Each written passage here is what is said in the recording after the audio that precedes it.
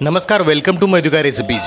आज आपण थोडा वेगळा व्हिडिओ बघणार आहोत, तो म्हणजे पशुपतीनाथांच्या सलग 5 सोमवारांच्या व्रताची संपूर्ण पूजाविधी आम्ही कशी केली आणि हो, रोजच्या प्रसादाची रेसिपी व सांगतेच्या नैवेद्याची रेसिपीसुद्धा आपण बघणार आहोत। त्यासाठी ब्रह्ममुहूर्तामध्ये उठून शुचिर्भूत होऊन दोन्ही वेळेच्या पूजेच्या ताटाची तयारी आपण करून घ्यायची आहे।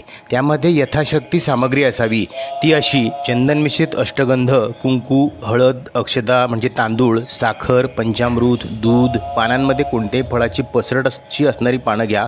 यथाशक्ती 108 पानं असतील तर उत्तम, नसतील तर 3, 6, 9 घेऊ शकतात। सोबत धोत्र्याचं फूल आणि फळ असावं, जे महादेवाला अत्यंत प्रिय असं मानलं जातं। गणेशाची मूर्ती, नाणं आणि सुपारी असावी। एक दिवा, कापूर, अगरबत्ती, कापसाची वस्त्र आणि एक तांब्याभर पाणी, एवढंच। सोबत बेलाची पानं 108 नसतील तर मुगाची 108 दाणे किंवा तांदळाची 108 दाणं घेऊन तुम्ही अभिषेक करू शकतात। संध्याकाळी लागणाऱ्या 6 वातीसुद्धा यावेळेसच बनवून ठेवायच्या आहेत। सर्व तयारी झाली की मुख्य प्रवेशद्वाराला हळद, कापूर, गोमूत्र, मीठ व पाणी याच्या मिश्रणाने लेपन करून मंदिरात पूजेसाठी निघायचं आहे। चला तर मग आपण सर्वजण मंदिरात जाऊन महादेवाचं दर्शन घेऊयात। सकाळची 5:15 वाजलेले आहेत आपल्याला मंदिरात यायला। तशी सकाळची सुरुवात आज 3 वाजेपासून झालेली आहे। आजचा पहिला सोमवार असल्याकारणाने ज्यांनी ऑलरेडी ह्या पशुपतीनाथांचं व्रत केलेलं आहे त्यांना सकाळच्या या पूजेसाठीची लगबग ठाऊकच असेल। मंदिरात आल्या आल्या आपल्या मनातला संकल्प पशुपतीनाथाला म्हणजेच महादेवाला बोलून दाखवायचा आहे। त्यानंतर पिंडीच्या अभिषेकाला सुरुवात करायची आहे। अभिषेकामध्ये सर्वप्रथम पाण्याने अभिषेक करायचा आहे, त्यानंतर दुधाने अभिषेक करायचा आहे, त्यानंतर पुन्हा पाण्याने अभिषेक करायचा आहे, नंतर सोबत आणलेल्या पंचामृताने अभिषेक करायचा आहे आणि मग पुन्हा पाण्याने अभिषेक करून उर्वरित पूजेला सुरुवात करायची आहे। प्रत्येकाच्या जीवनामध्ये भगवंताच्या आधी गुरु हा असतोच, तो प्रत्यक्ष अप्रत्यक्षही असू शकतो। त्यांच्याकडून आपल्याला जीवनासंबंधी अनेक मोलाचं मार्गदर्शन कळत असतं। तुम्ही जर डोळे उघडून त्याचं निरीक्षण केलं तर प्रत्येकाला हे जाणवतं की जेव्हा तुम्ही भावना शुद्ध ठेवून कुठलंही कार्य करतात, ते धार्मिक कार्य असो, पूजाविधी असो किंवा प्रापंचिक व्यवहारातील कुठली कृती असो, तर तुम्हाला भगवंताची कृपा लगेच प्राप्त होते। त्यामुळे आपण पूर्वापार असंच ऐकत आलो आहोत की तुमचे विचार तुम्हाला घडवतात, जसे आपले विचार असतात त्याच प्रकारे आपण घडत जातो।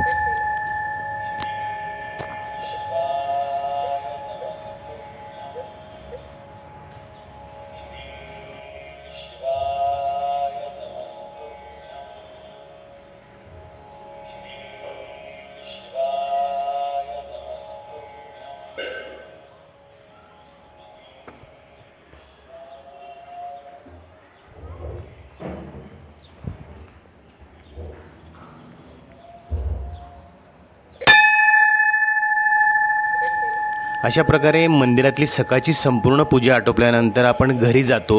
घरी गेल्यानंतर साधारण दुपारी 4 नंतर आपण संध्याकाळच्या पूजेची पुन्हा तयारी करायला सुरुवात करत आहोत। त्यामध्ये आपण मीठ, पाणी आणि तेल घालून कणकेचं घट्टसर पीठ मळून घ्यायचं आहे आणि त्यापासून 6 दिवे बनवून घ्यायचे आहेत। कणिक अगदी घट्टसर असावं, कारण दिवा हाताळताना तो आकारात राहतो, चिटकत नाही आणि पूजा होईस्तोवर दिव्याचा आकारही तसाचा तसा अबाधित राहतो। दिव्यासाठी कणिक मळताना थोडं जास्तीचं कणिक मळून घ्यायचं आहे आणि त्यापासून आपण चुरमा लाडू, जे भोलेनाथाचा आवडता प्रसाद आहे, बनवण्यासाठी 2 पोळ्या लाटून घ्यायच्या आहेत।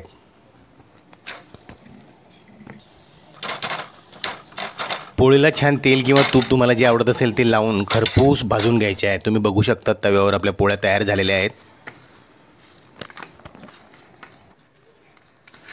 ह्या गरमागरम पोळ्यांना चुरून घ्यायचं आहे आणि चुरलेल्या पोळ्यांवरती साजूक तूप घालायचं आहे। साजूक तूप घातल्यानंतर यामध्ये गूळ घालायचं आहे आणि गरम असतानाच याला मिक्स करून घ्यायचं आहे। शक्य असेल तर गूळ चिरून घालायचा आहे, म्हणजे पोळ्यांसोबत तो लगेच मिक्स होईल। आणि ह्या चुरम्याचे 3 सारखे भाग करून लाडू वळून घ्यायचे आहेत। पशुपतीनाथ म्हणजेच भोळ्या महादेवाला सर्वात जास्त आवडणारा हा अगदी साधासुद्धा प्रसाद आपण त्यासाठी बनवला आहे।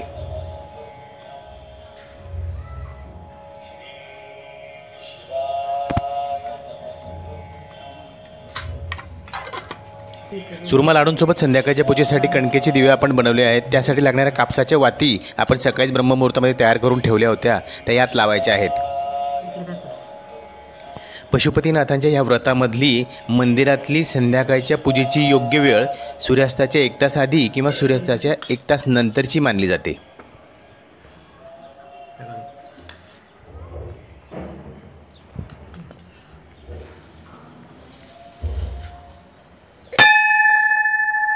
संध्याकाळी साधारणपणे 5:15 वाजता आम्ही मंदिराकडे जाण्यासाठी तयार होत आहोत. सकाळीच ब्रह्ममुहूर्तामध्ये आपण दोन्ही वेळच्या पूजेचं ताट तयार केलेलं होतं.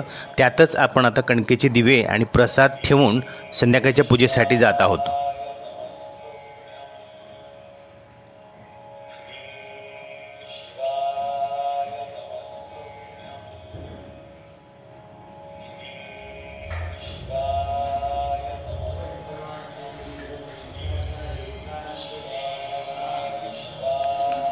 मंदिरामध्ये आपण केळीचं पान, त्यावरती सर्व साहित्य मांडून दिवे प्रसाद ठेवून त्याची पूजा करत आहोत.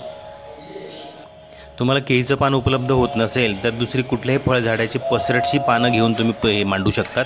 आणि अगदी तेही नसतील तर तुम्ही कागदी द्रोणवरती सुद्धा ही पूजा मांडून पूजा करू शकतात. संध्याकाळच्या पूजेच्या वेळेसही तुम्ही तुमच्या मनातला सगळा संकल्प पशुपतीनाथाला बोलून दाखवायचा आहे.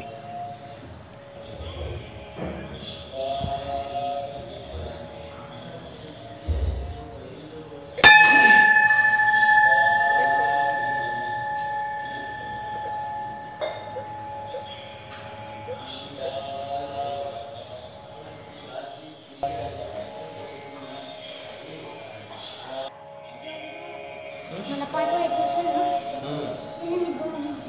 20-15 मिनिटं थांबून घ्यायचं. मंदिरात नेलेल्या कणकेच्या 6 दिव्यांपैकी 5 दिवे आपण मंदिरात प्रज्वलित करायचे आहेत आणि 6वा दिवा आपण घरी घेऊन जाणार आहोत. चुरमा लाडूंचा प्रसादसुद्धा आपण मंदिरात आणलेला आहे. त्यातले 3 भागांपैकी 2 भाग आपण मंदिरात ठेवणार आहोत आणि 1 भाग आपण प्रसाद घरी घेऊन जाणार आहोत.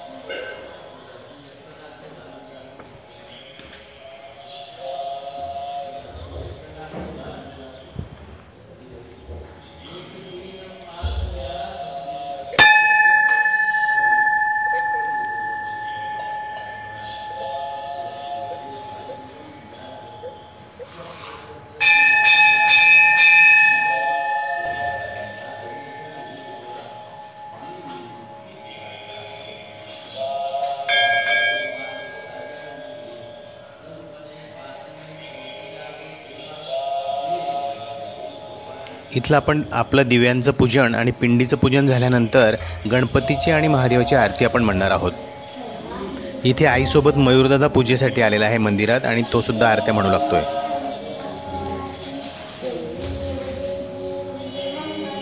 आधी गणपती बाप्पाची आरती आणि मग नंतर पशुपतीनाथांची म्हणजे महादेवाची आरती म्हणतायत.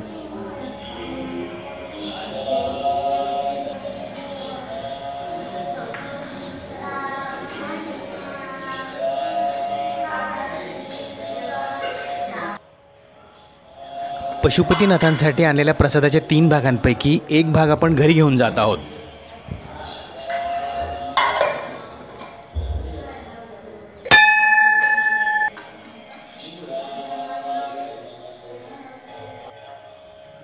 घरी आल्यानंतर घराच्या मुख्य प्रवेशद्वारावरती प्रवेश करताना उजव्या बाजूला 6वा दिवा आपण प्रज्वलित करून घेत आहोत. दारातला दिवा विझल्यानंतर दुसऱ्या दिवशी गाईला खाऊ घालायचा आहे.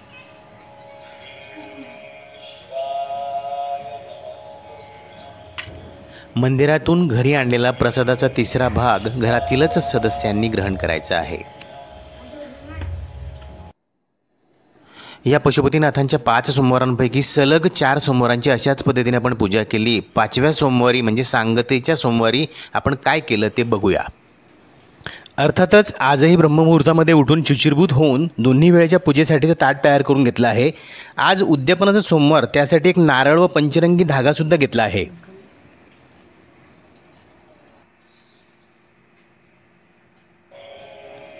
नेहमीप्रमाणे सकाळी 5 वाजेला पूजेची संपूर्ण तयारी करून घराच्या मुख्य प्रवेशद्वाराला उंबऱ्याला गोमूत्र, हळद, कापूर, मीठ, पाणी या मिश्रणाचं लेपन करून मंदिरात पूजेसाठी आलो आहोत.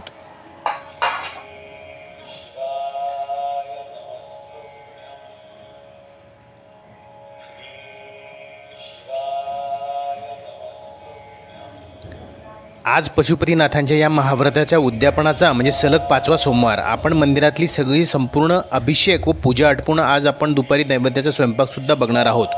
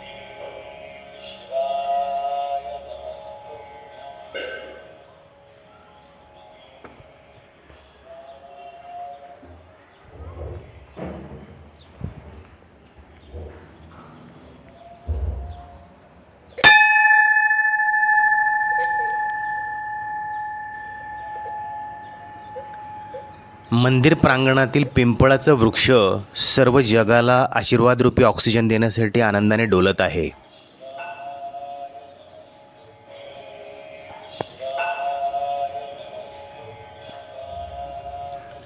आज पशुपतीनाथांच्या या 5 सोमवाराच्या व्रताचा उद्यापनाचा दिवस म्हणजे 5वा सोमवार. त्यासाठी आपण संध्याकाळच्या पूजेआधी नैवेद्याचा संपूर्ण स्वयंपाक करून घेत आहोत. चला तर मग स्वयंपाकघराला एक धावती भेट देऊन तिकडे काय काय बनवलं जातं याचा एक आढावा घेऊया. आता ही गाईला घास देण्यासाठी छोटीशी पुरणपोळी तयार केली जाते.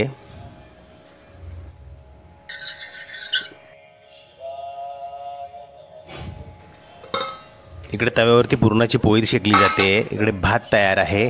बाजूला कटाची आमटी तयार होते आहे. गरमागरम तव्यावरती पुरणाच्या पोळ्या तयार होत आहेत. मस्तपैकी साजूक तूप लावून खरपूस भाजल्या जात आहेत.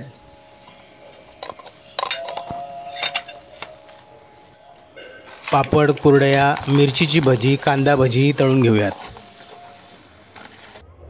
आणि सोबत आंब्याचा रस तयार आहे. आता आपण गाईचा घास आणि घरातल्या देवाचं नैवेद्य काढून घेऊयात. मित्रांनो, आज आमच्याकडे लोकसभेच्या निवडणुकीच्या मतदानाचा दिवस आहे. त्यामुळे ह्या नैवेद्याचा स्वयंपाक आटपून आम्ही मतदानाला जाणार व तेथून येऊन महादेवाचा प्रसाद कणकेचे दिवे बनवून मंदिरात पूजेला जाणार. पूजा 6 वाजेपर्यंत होईल. घरी आल्यावर 6:30 वाजेला आमची जेवणाची वेळ असते. त्यामुळे आजचा दिवस खूपच धावपळीचा आहे. मित्रांनो, आपण नैवेद्याचं ताट आणि गाईचा घास तयार करून घेतलेला आहे.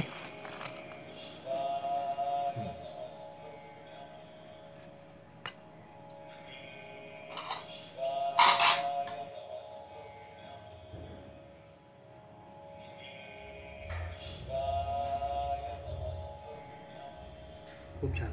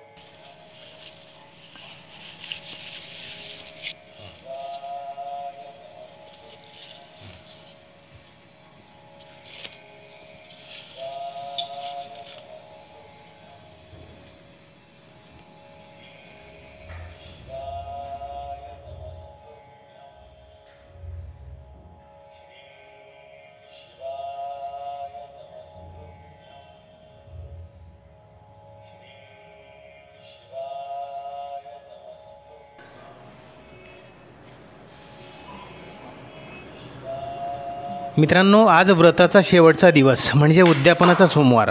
आपण मंदिरातली संध्याकाळची पूजा करत आहोत. ह्या व्रताच्या निमित्ताने काहीतरी सत्पात्री दानही आपल्याकडून घडावं असा आमचा मानस आहे, जो आपण नवनाथ पारायणाच्या सांगतेनिमित्तही बघितला. तसाच काहीचा प्रयत्न ह्या पशुपतीनाथांच्या व्रताच्या सांगतेनिमित्त आमच्या मनात आहे. पण ह्यावेळेस आम्ही त्यावरचा संपूर्ण व्हिडिओज आपल्यासोबत शेअर करणार आहोत.